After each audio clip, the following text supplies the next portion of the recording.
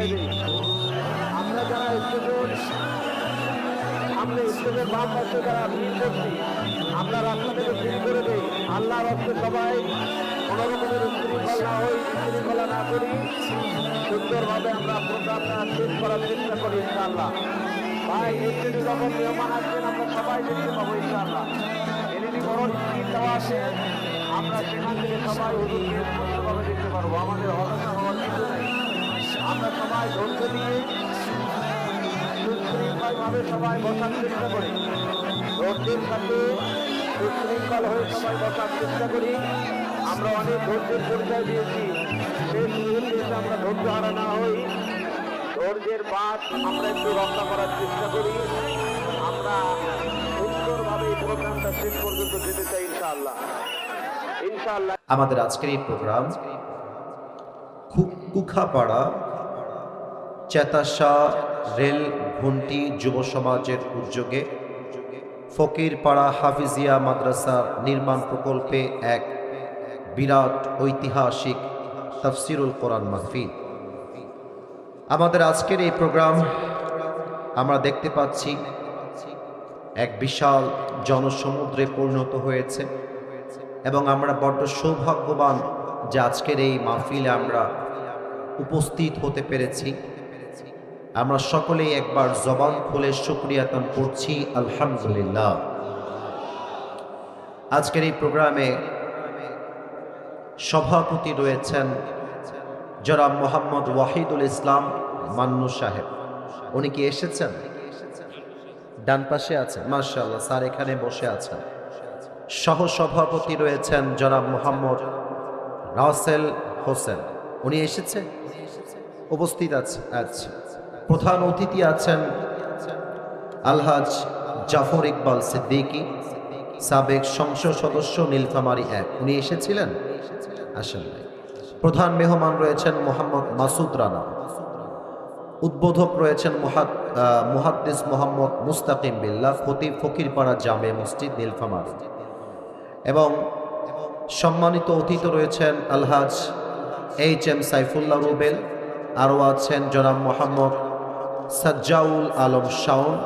এবং আমরা দেখতে পাচ্ছি এখানে অনেক নাম রয়েছে, আরও নাম আছে যেমন অ্যাডভোকেট আল ফারুক আব্দুল লতিফ, আরও রয়েছেন মাওলানা আব্দুস সালাম বিন আলিম, আরও আছেন আরিফুল ইসলাম আরিফ, এবং সর্বশেষ পৃষ্ঠপোষকতায় রয়েছেন জনাব মোহাম্মদ সেলিম রেজা বাবু ও জনাব নুরুজ্জামান আহমেদ। এবং আসলে আমরা সব নামই পড়ার চেষ্টা করেছি। আমরা এক বাক্যে এখন দোয়া করে দিব। একজন ছেলে আমাকে হোয়াটসঅ্যাপে যোগাযোগ করে ডেটটা অনেক আগে কনফার্ম করেছেন। এখানে আছেন ভাই, কে ভাইজান, কি নাম যেন ভাইয়ের? মাহবুব আলম ভাইজান। আমাকে তিনি দাওয়াত দিয়েছেন এবং ওনার সঙ্গে সকলেই সহযোগিতার হাত বাড়িয়ে সকলে মিলেই কাজ করেছেন। তো আমি দোয়া করে দিই মাহবুব আলম ভাই সহ যারাই রয়েছেন, যুবক ভাইয়েরা দিনরাত পরিশ্রম করে এত বিশাল একটা মাহফিল তার আয়োজন করেছে। আমি দোয়া করি আল্লাহ তাআলা আজ আমাদের সবাইকে যেমন এই কোরআনের বাগানে একসাথে বসার তৌফিক দিয়েছেন, আল্লাহ আমাদের সবাইকে যেন আজকের মতো মৃত্যুর পরেও জান্নাতুল ফেরদাউসে একসাথে বসার তৌফিক দান করে। পড়েন সবাই আমিন। নীলফামারীবাসী, আপনাদের আওয়াজ, আমি বলেছিলাম যে আমি কথা বলার সময় কথা বলা যাবে না, কিন্তু আমি যদি কোনো কথা জিজ্ঞেস করি আপনাদেরকে, ওই সময় যখন রেসপন্স করবেন তথা রিপ্লাই দিবেন আমাকে, এই কথার জোর এতটা হাই ভোল্টেজ হবে যেন কথার সাউন্ডে প্রমাণ হয় যে আমার সামনে কোনো কাপুরুষের সন্তান নয়, সব বীর পুরুষের সন্তানগুলো বসে আছে। আর আপনারা তো আমাকে চেনেন যে আমি আপনাদের কত ভালোবাসি, আর আপনারা এটাও জানেন যে যুবকরা আমাকে অনেক বেশি ভালোবাসে, তাই না? তো আমি যুবকদেরকে বলবো, যুবক ভাইয়েরা, তোমরা আজকে নীলফামারীর সন্তান যে কতটা বুকের পাটা শক্ত, ওদের কলিজা যে কত বড়, তোমরা আমাকে তোমাদের জবাবের মাধ্যমে এটা প্রমাণ করে দিবা। দেখা যাক আপনাদের জবাবটা আসে কিনা। নীলফামারীবাসী কেমন আছেন আপনারা সবাই? আলহামদুলিল্লাহ আমিও ভালো আছি এবং আমার মনে হয় আজকের মাহফিলে ৫ থেকে ৭ ভাগ এসেছে মুরব্বী ভাইয়েরা, আব্বা জানেরা, আঙ্কেলেরা, আর ৯৫ ভাগ এসেছে আমার কলিজার টুকরা যুবক ভাইয়েরা। পুরো মাহফিল যুবক আর যুবক দিয়ে ভরা। আজকে নীলফামারীবাসীর এই জনস্রোত প্রমাণ করছে আগামীর বাংলাদেশ হবে ইসলামের বাংলাদেশ। এই জনস্রোত প্রমাণ করছে আগামীর বাংলাদেশ কোরআনের বাংলাদেশ। আল্লাহ তুমি এই জনস্রোতকে কবুল করে নাও, পড়েন সবাই আমিন। যেহেতু টাইম ইজ টু শর্ট, আমার কাছে সময় খুব বেশি নেই, আমি আবার অতিরিক্ত রাত করতে পছন্দ করি না। আমার কথা হলো ওয়াজ শুনে লাভ নাই যদি ফজরের নামাজটা মিস হয়ে যায়। আমি আজকে নিয়াত করে এসেছি এমন কথা বলবো যে কথা অনেকের অপছন্দ হতে পারে, যে কথা অনেকের গায়ে লাগতে পারে। তবে আমি আগে ডিক্লেয়ার দিয়ে দিচ্ছি ভাইজান, আমি আসিফ হুজুর হকের কথা বলবো, কারোর সঙ্গে কোনো আপোষ করতে আমি পারবো না। এটা আমার কথা স্পষ্ট। ইভেন আর একটা কথা আগেই বলে দেই, আমি পার্সোনালি আমার লাইফে I am not connected with any political party in Bangladesh right now at this moment. আমি কোনোভাবে কোনো দলের সাথে রাজনৈতিকভাবে সম্পৃক্ত এই মুহূর্তে নেই, বাট অ্যাজ এ সিটিজেন আমার কিছু দায়িত্ব আছে। দেশের নাগরিক হিসেবে কিছু কথা বলার দায়িত্ব আমার আছে। যেমন আমি আমার ওয়াজে প্রায় বলি, আগামীর পার্লামেন্টে আমরা কোনো নারীকে ক্ষমতার চেয়ারে দেখতে চাই না। আমি আর একটা কথা নাগরিক হিসেবে প্রায় বলি যে আগামীর বাংলাদেশে আমরা এমন একজন প্রধানমন্ত্রীকে দেখতে চাই, আমার দেশের প্রধানমন্ত্রী যেমন বাংলাদেশের পার্লামেন্টে দাঁড়িয়ে দেশের পক্ষে বক্তব্য দিবে, আমার দেশের প্রধানমন্ত্রী চাইলে ঢাকার জাতীয় মসজিদ বাইতুল মুকাররমে দাঁড়িয়ে জুমার খুতবা দেওয়ার যোগ্যতাও রাখবে, এমন প্রধানমন্ত্রী আমরা দেখতে চাই। ঠিক কিনা বলো? এটা বলতে রাজনীতি করতে হবে, দল করতে হবে, এটা আমাদের সকলের চাহিদা, এটা আমাদের সকলের দাবি। আসেন আমরা আল্লাহর নামে একটা তাকবীর দিয়ে সোজা আল কোরআন থেকে তাফসীর করা শুরু করে দেই। একটু কাশি দেন। আমি আসতে দিলাম, আপনারাও আসতে দিলেন, তাহলে হইল মিয়া। আচ্ছা আর একবার আমি জোরে দিচ্ছি। দেখা যাক তাকবীরের আওয়াজ ভেসে আসে কিনা আপনাদের কণ্ঠ দিয়ে। আমি একটু সময় দিচ্ছি, রিল্যাক্স হয়ে যান, আওয়াজ যেন কমে না যায়। লিল্লাহি তাকবীর, নারে তাকবীর। আমি আসলে ঠান্ডা মাথায় কথা বলতে চাই, এই জন্য এই না আবার কে হাসছে ওদিকে? বাচ্চা হারালেও আমি আছি, আমি বলে দিব, এসে দিয়ে যাবে কেউ, কিন্তু কথা বলা যাবে না। বাচ্চার নাম কি বলেন? রাফিক নাম? রাফিক। কবরস্থান মোর বাড়ি, বাবুটা হারিয়ে গিয়েছে, বিশাল গ্যাঞ্জাম, আপনাদের ওই রাস্তায় পুরো ব্লক দেখলাম, মানুষ আর মানুষ। আমি বলবো বাবু তুমি যেখানে আছো, রাফিক নাম, তুমি স্টেজের কাছে চলে আসো বাবু, আমরা তোমাকে তোমার মায়ের কাছে বাবার কাছে পৌঁছায় দিব ইনশাআল্লাহ। আমি আবারও বলছি, রাফিক নামে একজন বাবু বাচ্চা হারিয়ে গিয়েছে। যদি কোনো হৃদয়বান ব্যক্তি পেয়ে থাকেন আশেপাশে, মেহেরবানি করে আমাদের কাছে পৌঁছে দিবেন। আর একবার আমি সবাইকে আবদার রাখছি, আমি 1 থেকে 3 গুনব, আল্লাহর কসম করে বলছি, আমি কোনো অহেতুক কথাবার্তা বলার জন্য আজকের এই মাহফিলে আসি নাই। আমি কনস্ট্রাকটিভলি প্রত্যেকটা কথাকে রেফারেন্স ভিত্তিক আমি রিপ্রেজেন্ট করতে চাই নীলফামারীর মাহফিলে। So I need the space, I need that environment over here. আমার ওই পরিবেশ লাগবে। আমি 1 থেকে 3 বলছি, এই 1 থেকে 3 গুণার মাঝেই যেন পরিবেশটা পিন পতন নীরব হয়ে যায়। আর কেউ যদি কথা বলে আমাকে একটু দেখাই দিবেন যে হুজুর এই যুবকটা কথা বলতেছে। 1 2 আস্তাগফিরুল্লাহ আস্তাগফিরুল্লাহ 3 নীলফামারীবাসী, আমি কোরআন থেকে আজকে তাফসীর করবার জন্য একটি আয়াত তেলাওয়াত করেছি, সূরাতুন নাহলের 89 নম্বর আয়াত। আপনাদের উত্তর দেওয়ার পালা। সূরাতুন নাহলের কত নাম্বার আয়াত? ও ভাইজান, পুরো বাংলাদেশ শুনবে, এত আস্তে বললে মানবো না। কত নাম্বার আয়াত বলেন? আউযু বিল্লাহি মিনাশ শাইতানির রাজীম। ونزلنا عليك الكتاب تبيانا لكل شيء وهدى ورحمة وبشرى للمسلمين. Allah says in this ayah, I have sent this Quran which is explaining everything in this world. Allah বলছেন, আমি এমন একটা কিতাবে পৃথিবীতে নাজিল করে দিয়েছি, মানব জীবনে এমন কিছু দরকার যা আমি আল্লাহ বলি নাই, তা কখনো হতেই পারে না। তাও তো সুবহানাল্লাহ কইতে পারলেন না আপনার সবাই। এবার একটা ইমানি প্রশ্ন করছি, সবাই মিলে উত্তর দিবেন। আমার হাতে যে কিতাবটা আছে, কিতাবটার নাম যেন কি? নীলফামারী সাউন্ড পাইলাম না। কিতাবটার নাম কি? আল্লাহ বললেন এই কিতাবে তোমার যা দরকার তাই আছে। তার মানে কি?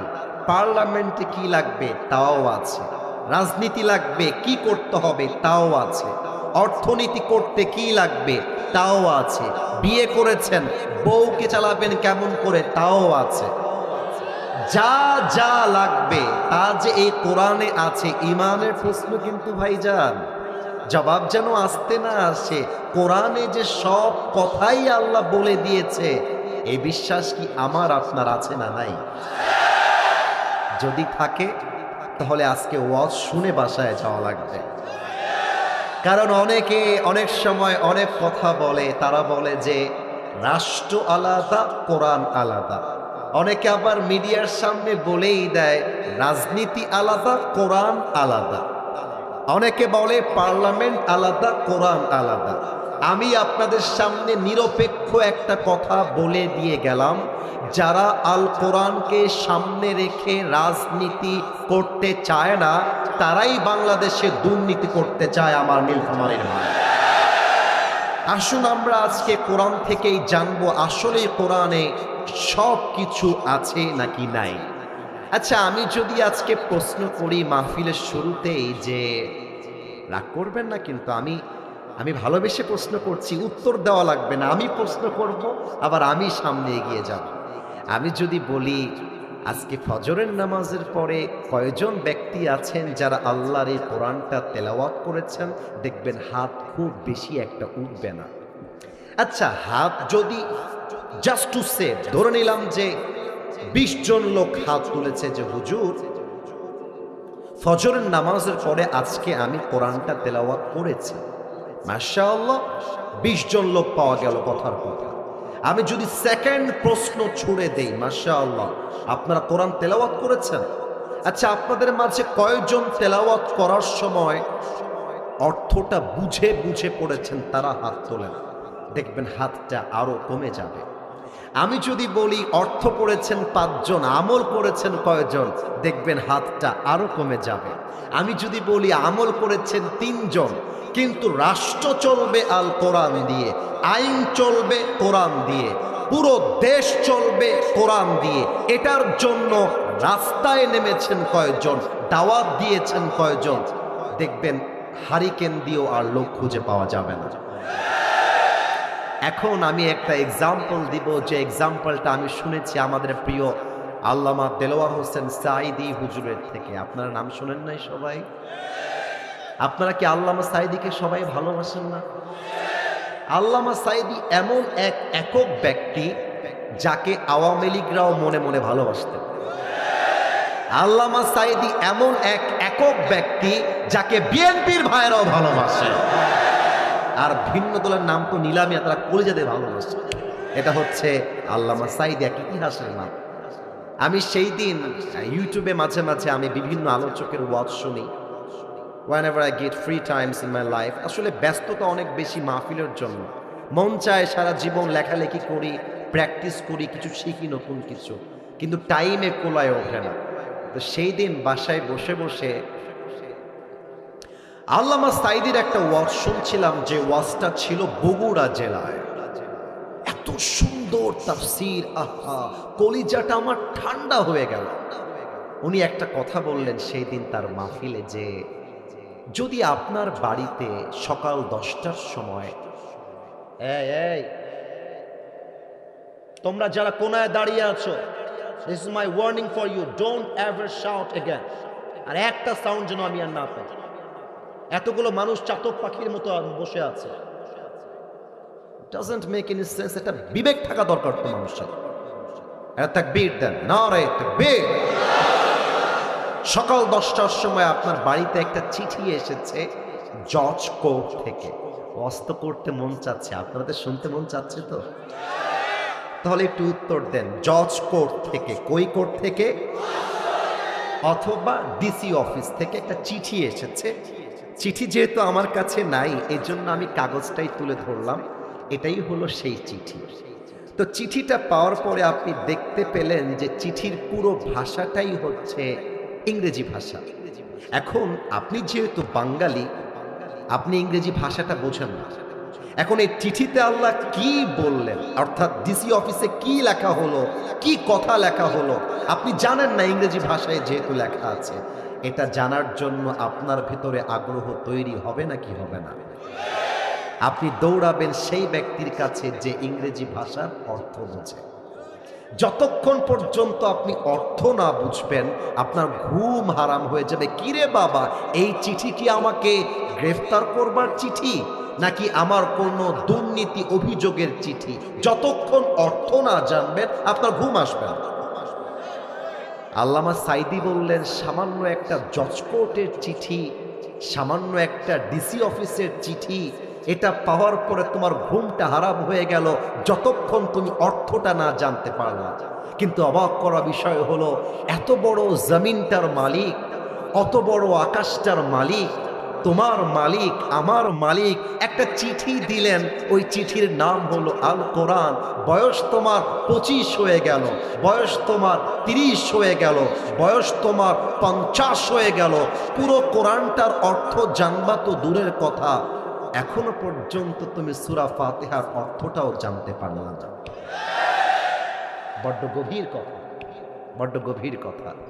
অনেক বাবারা আমাকে মাঝে মাঝে, অনেক বাবারা ফোন দেয়, বলে হুজুর দোয়া করবেন, আমার ছেলে ইংলিশ মিডিয়ামে পড়ে। অনেকে ফোন দেয়, হুজুর আমার ছেলে অক্সফোর্ডে চান্স পেয়েছে।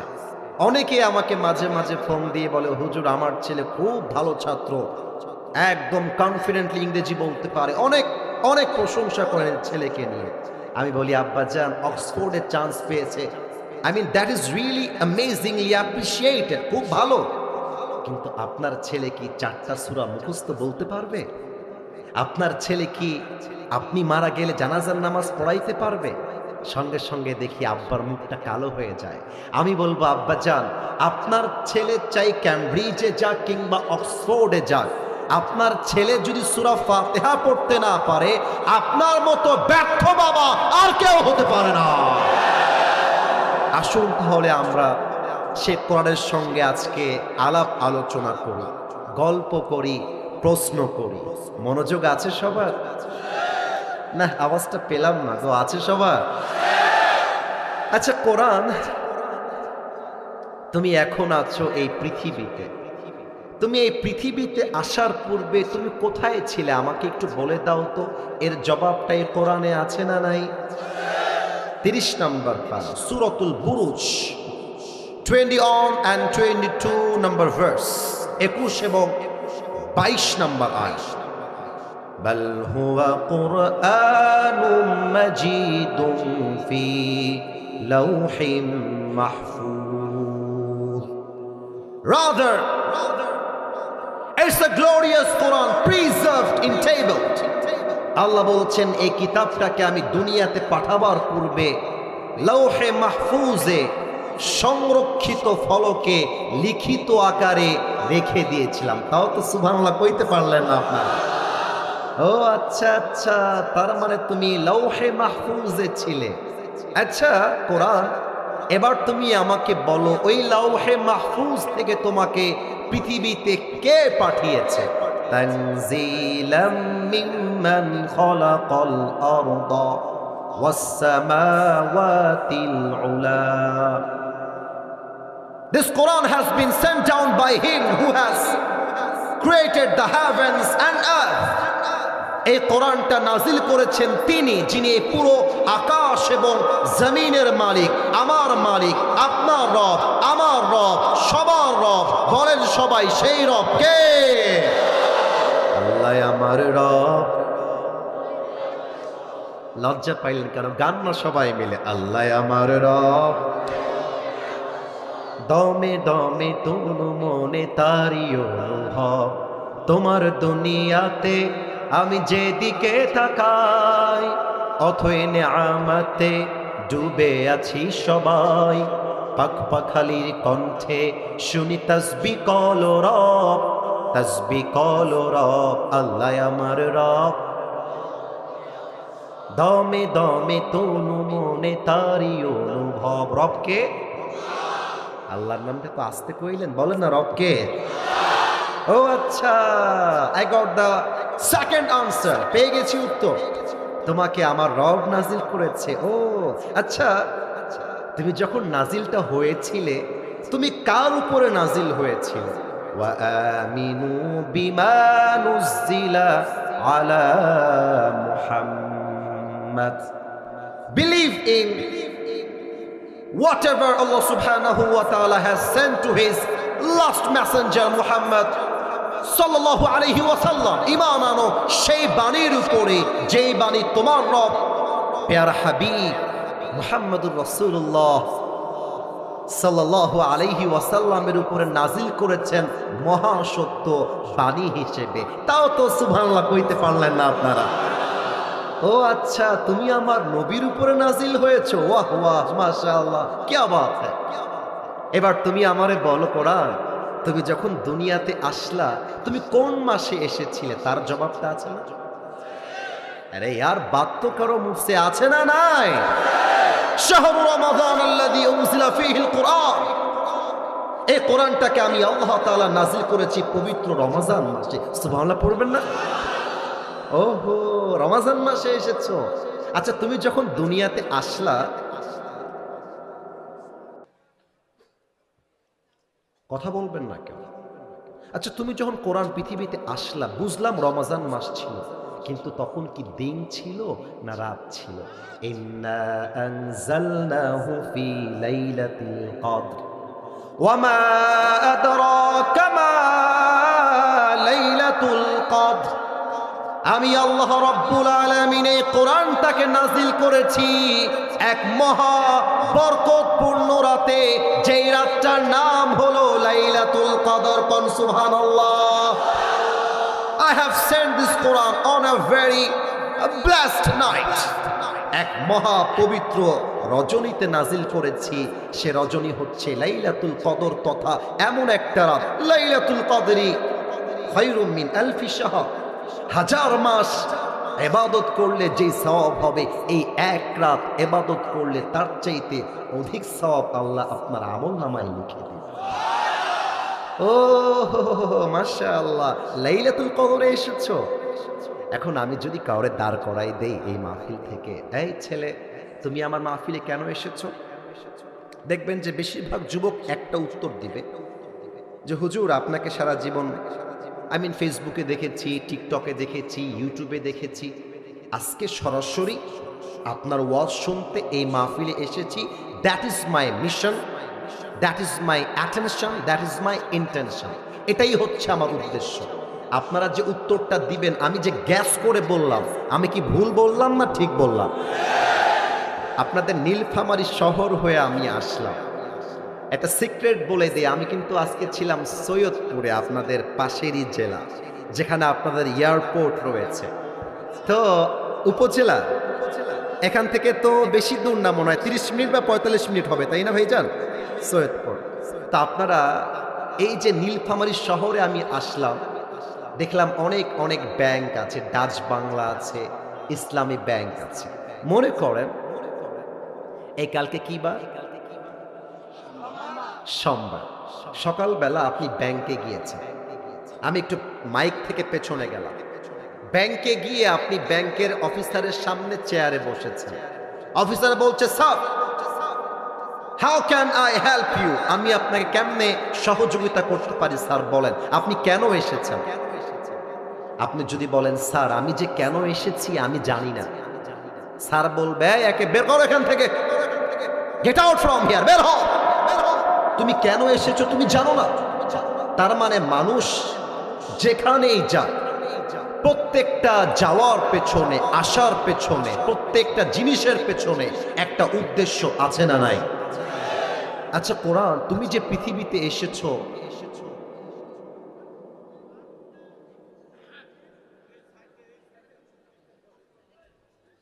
আপনাদের কথার আওয়াজ যে পাশে আসছে, এই ছেলে, এই ভলান্টিয়ার্স, তোমাদের গল্পের আওয়াজ এখানে আসছে, তোমরা বুঝতে পারছো না ভাই আমার?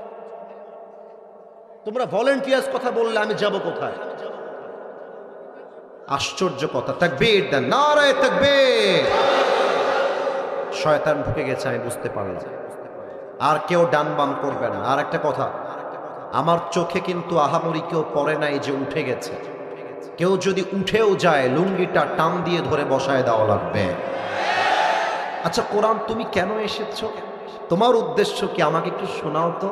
কোরআন তার জবাব দিচ্ছে 13 নম্বর পারা, সূরাত ইব্রাহিম, কিতাবুন আনজালনাহু ইলাইকা লিতুখরিজান নাস মিনাল যুলুমাতি ইলান নূর।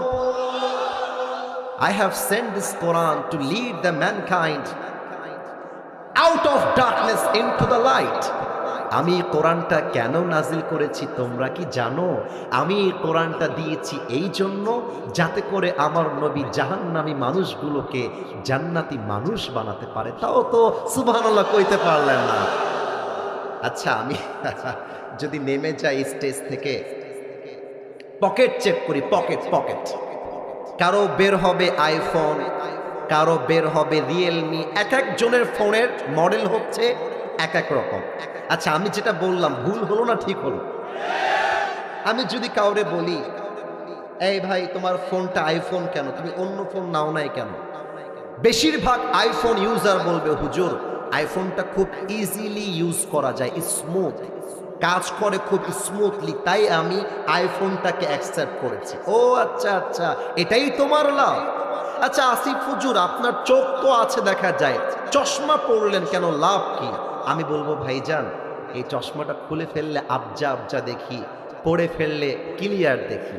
ও আচ্ছা আচ্ছা ভাইজান, আপনি এই কোটিটা কেন পরেছেন? ভাইরে ঠান্ডার সময় তো ঠান্ডা লাগে, তাই এটা পরে ঠান্ডা কভার করছি। এই প্রিয় বোন, তুমি হিজাব আর নেকাব পরেছো কেন, লাভ কি? বলে হুজুর আমার তো পর্দার বিধান ফরজ, আমি এটা দিয়ে আমার বিধানটা পালন করছি, এটা লাভ হলো এটা আমার বাড়িকে কভার করে, ঢেকে রাখে। আচ্ছা, তার মানে মানুষ যা করে প্রত্যেকটা কাজের পেছনে একটা লাভের ধান্দা আছে না নাই? ও কোরআন, আমি যদি তোমারে পার্লামেন্টে নিয়ে যাই, আমি যদি তোমারে ব্যাংকে নিয়ে যাই, আচ্ছা আমি যদি তোমাকে আমার জীবনে আদর্শ হিসেবে মেনে নেই, আমার লাভ কি? আমার কি লাভ পাবো? ফামান তাবিআ হুদায়া ফালা খাউফুন আলাইহিম ওয়ালা হুম ইয়াহজানুন। কোরআন বলছে তুমি যদি আমারে মানতে পারো, আমি তোমারে গ্যারান্টি দিলাম তোমার জীবনে এবং রাষ্ট্রে দুশ্চিন্তা বলতে কোনো কথাই আর বাকি থাকবে না। শান্তিপূর্ণ হবে আমার এই বাংলাদেশ। আমি আগেই বলেছিলাম কয়েকটা কথা বলবো, যে কথাগুলো দুই একজনের হজম হতে সমস্যা হতে পারে।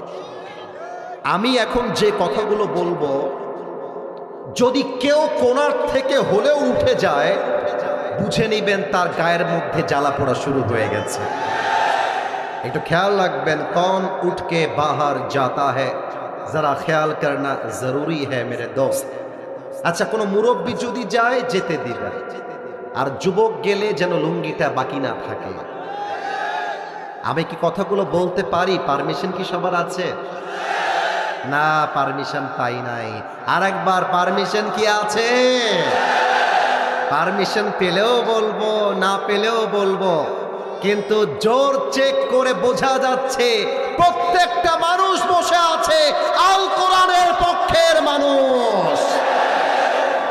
আচ্ছা কোরআন, তুমি আমারে বলো, আমি যদি তোমাকে পার্লামেন্টে নিয়ে যাই, তুমি আমাকে এমন কি আইন বলে দিবে যে আইন দিয়ে আমি আমার শহীদ ওসমান হাদি ভাইয়ের খুনের বিচার করতে পারবো? কোরআন, তুমি আমাকে এমন কিছু আইন বলে দাও যে আইনের মাধ্যমে চাঁদাবাজি বন্ধ হয়ে যাবে। কোরআন, তুমি আমাকে এমন কিছু আইন বলে দাও যে আইনের জন্য স্বজন প্রীতির বিচার বন্ধ হয়ে যাবে। ও কোরআন, তুমি আমারে এমন কিছু আইন বলে দাও যার দ্বারা টেন্ডারবাজি বন্ধ হয়ে যাবে। কি কোরআনে কথাগুলো নাই? না আমি বলবো না, কোরআন বলবে, সময় দিতে হবে আমাকে, দেওয়া যাবে। ইন্নাল্লাহা ইয়া'মুরুকুম আন তু'আদ্দুল আমানাতি ইলা আহলিহা ওয়া ইযা হাকামতুম বাইনান নাসি আন তাহকুমু বিল আদল। Give people back what they deserve in their lives. And whenever you judge between people, you have to judge with justice. যে যার যোগ্য তাকে তা ফিরিয়ে দাও। তার মানে কি? সরকারি চাকরি আজকাল পেতে গেলে যোগ্যতার চাইতে টাকা লাগে বেশি। আজকাল সরকারি চাকরি পাইতে গেলে যোগ্যতার চাইতে মামা খালু থাকা লাগে বেশি। আপনারা এত আস্তে ঠিক বললেন কেন? জোরে বলেন। তাহলে যে যার যোগ্য তাকে তা দিয়ে দাও। 2 নাম্বার, যখন তোমরা বিচার করবা, স্বজন প্রীতির বিচার নয়, ইনসাফ ভিত্তিক বিচার করবা। কেমন করে? একটা এক্সাম্পল সরাসরি বুঝাই দেই। টুপিওয়ালা ভাইজান, আপনি দাঁড়ান তো একটু, এই যে লালের পেছনে। হ্যাঁ, রাইট রাইট, আপনি দাঁড়ান, ভয় নাই ভয় নাই। আচ্ছা আপনি দাঁড়ান। আপনার নাম কি প্রিয় ভাই? ওখানে কে ওঠে ওইটা? তোর জীবনও বিয়ে হবে না রে, তোর বউ পালায় যাবে রে। খবরদার, একজন ছেলে ও যুবক ছেলে উঠে যাচ্ছে। তাকবীর দেন, নারায়ে তাকবীর। আর একবার নামটা জোরে করে বলেন। নাসির উদ্দিন ভাই, এক নীলফামারীবাসী। লুক অ্যাট মাই ফেস, আমাকে একটু দেখেন। এবার আমাকে উত্তর দেন, আমার নাসির ভাই যে দাঁড়িয়েছে তাকে দেখা যায় না? এত আসতে বললে ওয়াজ হবে না, দেখা যায়। নাসির ভাই হচ্ছে উদাহরণস্বরূপ এই এলাকার একজন পাতি নেতা। পাতি নেতা মানে বোঝেন?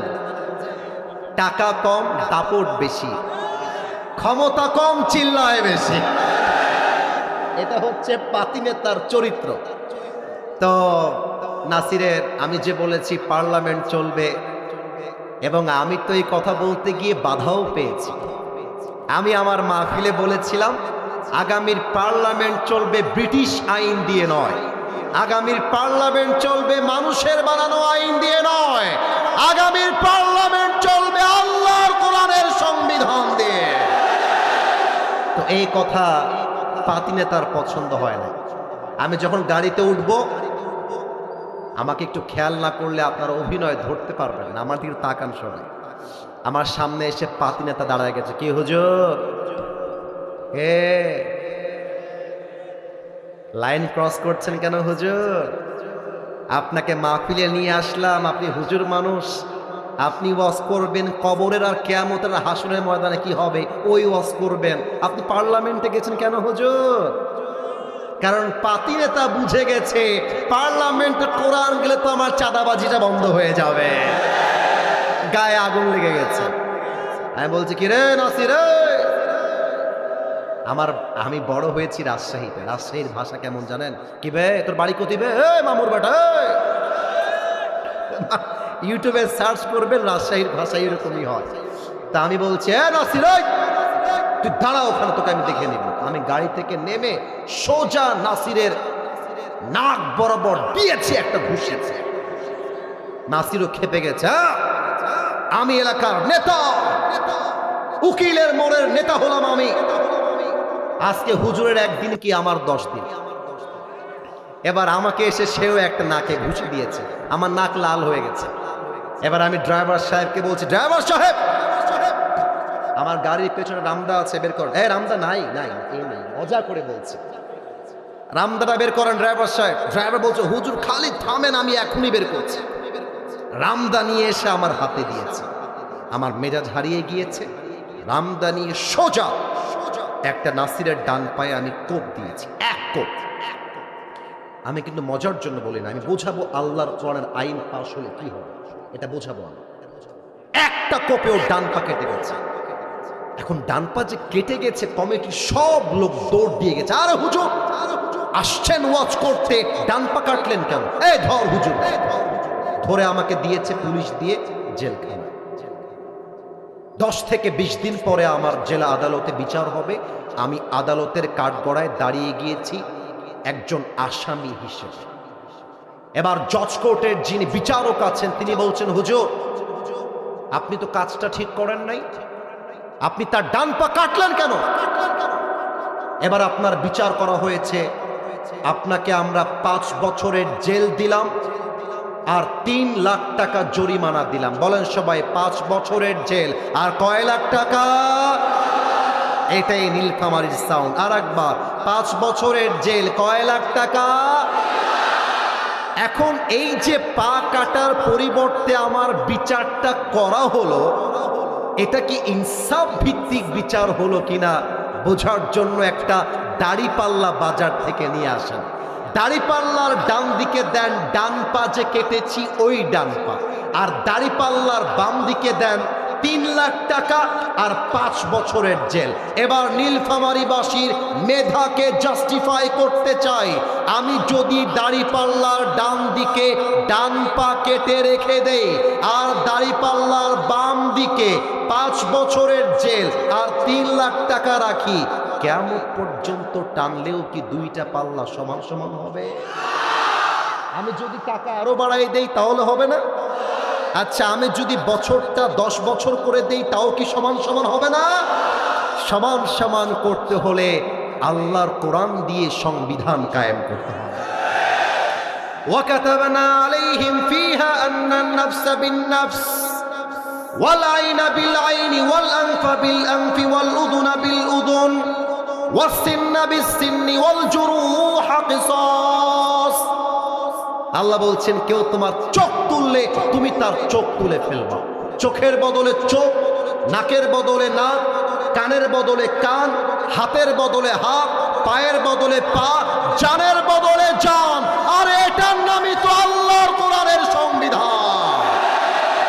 এবার আপনি আল কোরআন দিয়ে বিচার করে আমি যেমন ডান পা কেটে দিয়েছি আপনিও আমার ডান পা কেটে দেন। এবার দাড়িপাল্লা নিয়ে আসেন, দাড়িপাল্লার ডান দিকে ওর ডান পা দেন, দাড়িপাল্লার বাম দিকে আসিফ হুজুরের ডান পা রাখেন। এবার দাড়িপাল্লা টান দেন, দেখবেন দুইটা সমান সমান হয়ে গেছে। ওমান হাকামা বিহি আদাল। এ কোরআন দিয়ে যে বিচার করবে সেই তো আল্লাহর জমিনে ইনসাফ ভিত্তিক বিচার করতে পারবে, ঠিক কিনা বলে?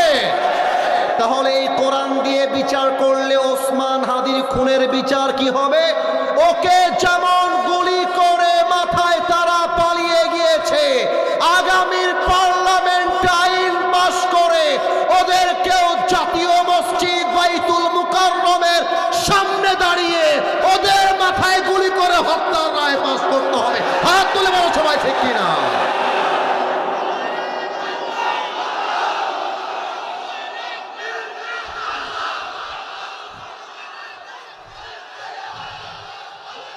শহীদ ওসমান হাদি আমাদেরকে শিখিয়ে দিয়েছে বিড়ালের মতো 500 বছর বেঁচে থাকার কোনো দাম নাই। আরে বাঁচতে হলে সিংহের মতো 1 ঘন্টা আমরা বাঁচতে চাই। বলো বীর আমি চির উন্নত মম শির, শির নেহারি আমারই নত শির ওই শিখর হিমাদ্রির। বলো বীর, বলো মহাবিশ্বের মহাকাশ পাড়ি, চন্দ্র সূর্য গ্রহ তারা ছাড়ি, ভুলক দুলক গোলক ভেদিয়া খোদার আসন আরশ ছেদিয়া উঠিয়াছে চির বিস্ময় আমি বিশ্ববিধাত্রীর। বলবীর আমি চির উন্নতশীল, ঠিক কিনা বলে? অতএব 1 নাম্বার কথা, যে যার যোগ্য তাকে তা ফিরিয়ে দাও। আর বিচার যখন করবা ইনসাফের বিচার করবা। এবার এক্সাম্পল দিব ফ্রম মাই ওন স্টেজ, যেখানে আমি বসে আছি। আমাকে একটু বলেন, আমাকে কি কোনো মতে দেখা যায়? তোমাদের দেখতে একটু কষ্ট হচ্ছে আমি জানি, এই যে এখানে এটা আছে তো তাই দেখা যায় না, কিন্তু দেখা না গেলে কি হবে, ভালোবাসা তো আমাদের অন্তরে আছে যুবক ভাইরা, তাই না? একটু আমার ডান হাতটা খেয়াল করবেন, কেউ যেন আমাকে মিস না যায়। ডান হাত দেখাটা, ডান হাত দেখা যায়? এই যে দাঁড়িয়ে থাকা এরা কথা কয় না, দেখা যায়? আমার পাশে যে আমার আব্বাজান বসে আছেন, আব্বাজানকে কি দেখা যায়? এবার একটা বাস্তবিক উদাহরণ দিচ্ছি, খেয়াল করেন। আমাদের যিনি বসে আছেন আমার রাইট সাইডে, উনি হচ্ছেন আমাদের নীলফামারীর 2 আসনের এমপি। কথার কথা আমি হলাম এমন একজন ছেলে যে রিক্সাওয়ালার ছেলে, আর ওনার ছেলে এমপির ছেলে। কথা কি বোঝা যায়? তাহলে আমরা 2 জনের ছেলে পেলাম, এক এমপির ছেলে আর একজন কিওয়ালার ছেলে। কে রিক্সাওয়ালার ছেলে বলতে মনে হয় লজ্জা পাচ্ছেন? আরে গৌরব নিয়ে বলবো। কারণ কি, আমার বাবা রিক্সা চালায় খায়, আমার বাপ তো আর দুর্নীতি করে খায় না, আমার বাপ তো চালাবাজি করে খায় না, আমার বাপ তো সুদের টাকায় ঘুষের টাকা আমাকে চালায় না। I feel so proud of it, আমি গৌরব করি। তাহলে আরেকবার উত্তরটা জোরে দিবেন, একজন এমপি ওয়ালার ছেলে আর একজন কিওয়ালার ছেলে। আমি হলাম সেই রিক্সাওয়ালার ছেলে। আমি একটা অন্যায় করে ফেলেছি, এমপির ছেলেও সেই অন্যায় করেছে। এই ড্রোন উঠছে, ওটাকে ওর কাজ করতে দাও, গ্রামের চাচাতো ভাইয়ের মতো কাজ করতে যেও না। আরে ড্রোন কেন, মিসাইল আসলে আমাদের চোখ ডান বাম হবে না যুবক ভাইরা আমার। এখন এমপির ছেলেকেও পুলিশ গ্রেফতার করেছে, রিক্সাওয়ালার ছেলেকেও পুলিশ গ্রেফতার করেছে। আল কোরআনের বাংলাদেশ মানে হচ্ছে রিক্সাওয়ালার ছেলের যেই বিচার হবে, এমপির ছেলেরও সেই বিচার হওয়া লাগবে। এমপির ছেলেকে তোমরা টাকা দিয়ে আর ক্ষমতা দিয়ে ছেড়ে দিবা, আর রিক্সাওয়ালার ছেলেকে তোমরা 100-তে 100 আইন দেখিয়ে জেলখানায় রাখবা। এটা আল্লাহর কোরআনের রাজনীতি হতে পারে না। এবার আমি আসিফ হুজুর নীলফামারীর এমপি, শুনে রাগ করলেন মনে হয়? Example, this is not the reality, বাস্তব কিন্তু নয়, বুঝাবার জন্য বলছি। আগে একটা আয়াত তেলাওয়াত করি, فَمَنْ يَعْمَلْ مِثْقَالَ ذَرَّةٍ خَيْرًا يَرَهُ وَمَنْ يَعْمَلْ مِثْقَالَ ذَرَّةٍ شَرًّا يَرَهُ. If anyone has done an atom's weight of good, he will see it on the day of judgment. If anyone has done an atom's weight of bad, he will see it on the day of judgment. Zarra, zarra, শস্যের দানা পরিমাণ, ভালো আমল খারাপ আমল প্রত্যেকটার হিসাব দেওয়ার দরকার আল্লাহর কাছে আছে না নাই? অনেকে ভাবে এটা মনে হয় শুধু কিয়ামতের ময়দানেই। না না না, এটা রাজনীতির ময়দানেও হতে হবে। কেমন করে না, আগে ঠিক না, আগে বোঝেন তারপর ঠিক বলবেন। আর শোনেন, 1 ঘন্টা যাবৎ প্রায় ওয়াজ করছি, আউল ফাউল কোনো কাহিনী বলি নাই বলে অনেকে রাগ করতে পারেন, কিন্তু মাথায় রাখবেন আমরা এক নতুন বাংলাদেশের স্বপ্ন দেখছি, যে বাংলাদেশের স্বপ্নের কথা যুবকরাই পার্লামেন্টে গিয়ে বলবে ইনশাআল্লাহ। আমি সেই জন্য যুবকদেরকে উদ্বুদ্ধ করতে আজকের এই মাহফিলে এসেছি। খেয়াল রাখেন, আমি হলাম নীলফামারীর এমপি।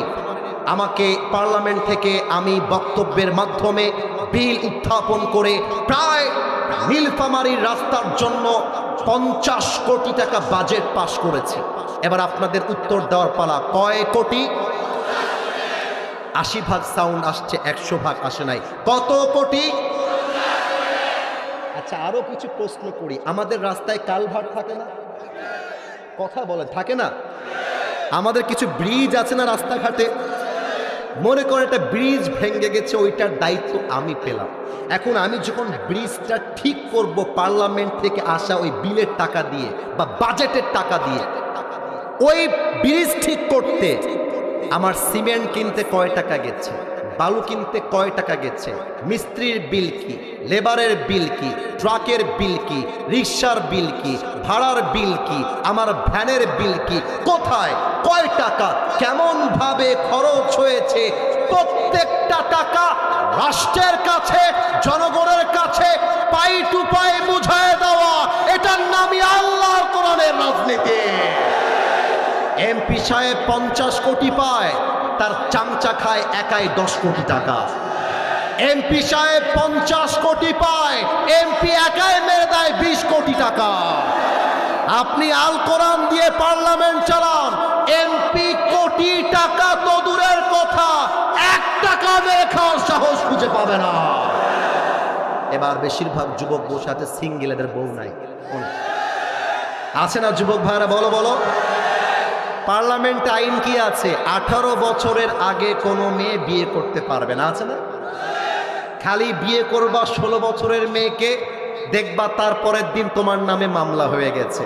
এখন আমি জানি আমার কথা একটু অশ্লীল লাগবে, আমি জানি আমার কথা একটু বাজে লাগবে, but this is my question to the people of Nilphamari. সবাইকে আমি সোজা ভাষায় প্রশ্ন করব, জবাব যদি আসলেই বাস্তবে হয় আমাকে ঠিক বলে জবাব দিবেন, আর আমি যদি ভুল হই আমাকে বেঠিক বলে জবাব দিবেন। আমার প্রশ্ন পার্লামেন্টের কাছে, আমার প্রশ্ন জজ কোর্টের কাছে, আমার প্রশ্ন রাষ্ট্রের কাছে, 18 বছরের আগে কোনো মেয়ে যদি হালালভাবে বিয়ে না করতে পারে, তাহলে 16 বছরের মেয়ে টিকটকে জামা খুলে নাচতে পারে কেমন? 18 বছর আগে কোনো মেয়ে যদি বিয়ে করতে না পারে, ওই মেয়েটা রংপুরের পার্কে গিয়ে বয়ফ্রেন্ড নিয়ে প্রেম করতে পারে কেমন করে? That is my question. ও 18 বছর আগে টিকটক করলে কোনো আইন নাই, 18 বছরের আগে বয়ফ্রেন্ড নিয়ে হোটেলে রাত কাটালে কোনো আইন নাই। আইন হবে শুধু বিয়ে করলে। আমি বলতে চাই বাংলাদেশ চলছে আল কোরআন দিয়ে নয়, বাংলাদেশ চলছে আমেরিকা তথা পশ্চিম কালচারের সভ্যতা দিয়ে। আমি বলবো যুবকের বয়স হয়ে গিয়েছে, বিয়ে দিয়ে দেন। আপনার মেয়ে বালেগা হয়ে গিয়েছে, বিয়ে দিয়ে দেন। এখন অনেক বাবা বলবে, হুজুর কিভাবে বিয়ে দিব, হুজুরের কাছে তো টাকা নাই। ও মাথায় রাখবা, যেই মেয়ের বাবারা টাকা ছাড়া মেয়েকে বিয়ে দিতে চায় না, ওই রকম বাবার কপালে বুইরা টাকলা জামাই ছাড়া ভালো জামাই জোটে না। আর মেয়েদের কথা কি বলবো, অনেক মেয়ে দেখবা বোরকা পরে এমন ভাবে, माशाअल्लाह यार ये लड़की तो अभी के अभी जन्नत से भाग के दुनिया में आई है माशाअल्लाह। কিন্তু আমি যখন দেখি টিকটকে মেয়েরা বোরকা পরে নাচে, আমি যখন দেখি পার্কে গিয়ে মেয়েরা বোরকা পরে বাদাম খায় আর প্রেম করে বেড়ায়, আমি আসিফ হুজুরের বলতে মনে চায়, উপরে ফিটফাট ভেতরে পুরোটাই সরল। দাড়ি টুপি রাখলে যেমন হুজুর হওয়া যায় না, বোরকা পরলে তেমন দিনদার মেয়ে হওয়া যায় না। এবার তোমরা আমার দিকে তাকায় বলো, আমার মুখে যা আমি এই লম্বা লম্বা দাড়ি রেখেছি, হ্যাঁ নীলফামারীর যুবকেরা, আমাকে দেখতে কি আনস্মার্ট লাগতেছে? জোরে বলো, আনস্মার্ট লাগতেছে? তাই তো আমাকে খ্যাত লাগতেছে? কোন অ্যাঙ্গেলে আমাকে অযোগ্য মনে হচ্ছে? অনেক মেয়ে আছে, আমরা যখন নবীকে ভালোবেসে, কোরআনকে ভালোবেসে লম্বা লম্বা দাড়ি রেখে দেই, অনেক মেয়ে আছে বাংলাদেশে, তোমরা একমত হবা, দাড়ি দেখলেই ওদের গায়ের মধ্যে জ্বালা পড়া শুরু হয়ে যায়। অনেক মেয়ে আছে দিনদার ভালো ছেলে পছন্দ হয় না, গাঞ্জাখোর দেখলে ঠিকই ওই মেয়েদের পছন্দ হয়ে যায়। আমি বলবো আজকের মাহফিলে যেই মেয়েদের দাড়িওয়ালা পছন্দ না, এদের জন্য বিটিএস এর হিজড়া ছাড়া সেকেন্ড কোনো অপশন আমাদের কাছে না। আরে যেই মেয়ে দাড়ির জন্য আমাকে বিয়ে করতে চায় না, সে তো আমার বাড়ির বউ হওয়ার যোগ্যতাই রাখে না। আর যে আমাকে দাড়ির জন্য বিয়ে করতে চায়, সেই তো আমার বাড়ির বউ হওয়ার যোগ্যতা রাখে। আর অনেক মেয়েরা এসেছেন। I salute all the women in this program. I respect them. I really salute them from my heart. সবাইকে আমি সম্মান জানিয়ে বলবো, বোন, পুরুষের মন নিয়ে খেলা বন্ধ করে দেন। মাথায় রাখবা, আজকাল অনেক মেয়ের কাছে পুরুষের মন নিয়ে খেলা ব্যবসার মতো হয়ে গেছে। বলতে খুব বাজে, খুব বাজে, খুব বাজে, তাও বলছি। কিছু মেয়ের স্বভাব, আজকে এক ছেলে, কালকে আর এক ছেলে, কালকে আর এক ছেলে, তারপরে আর এক ছেলে। বিয়ের আগে কত জায়গায় যে ইজ্জত নষ্ট করে তার গুণা শেষ করে যাবে না যুবক। তবে আমরা সব মেয়েকে এক পাল্লায় মাপতে চাই না।